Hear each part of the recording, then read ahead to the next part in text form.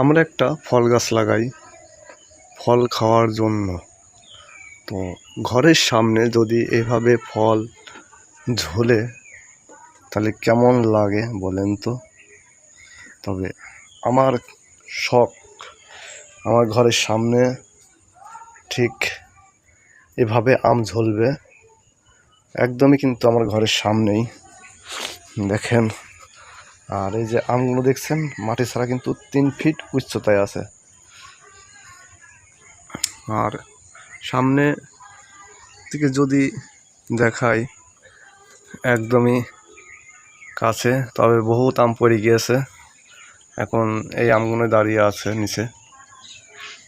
এরকম ঘরের সামনে কার কার আম গাছ আছে অবশ্যই কমেন্টে জানাবেন। ভালো লাগলে ভিডিওটি শেয়ার করে অন্যকে দেখার সুযোগ করে দিবেন। আর বাড়ির ভিতরে আপনারা সবসময় যারা বাড়ি এসে বেকারভাবে বসে থাকেন, অবশ্যই বাড়ির ভিতরে খুচখাচ জিনিস লাগানোর চিন্তা করবেন, যেমন ঝাল গাছ, ফুল গাছ। আমি আমার বাড়িতে ঠিক সেইভাবেই সাজিয়ে রেখেছি, সেইভাবেই গুছিয়ে রেখেছি। আমার বাড়ির মাঝখানে আছে একটা আম গাছ, আছে কাঁঠাল গাছ, এ পাশে আছে বেল গাছ, তারপরেও আবার আছে আম গাছ। আর ওই পাশে দেখতে পাচ্ছেন পেয়ারা গাছ আছে, একটা ফুল গাছ লাগিয়ে রেখেছি।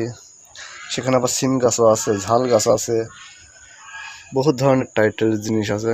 তবে আপনার বাড়ির আশেপাশে যদি ফাঁকা জায়গা পড়ে থাকে অবশ্যই এরকম সাজিয়ে রাখবেন, সৌন্দর্য লাগবে।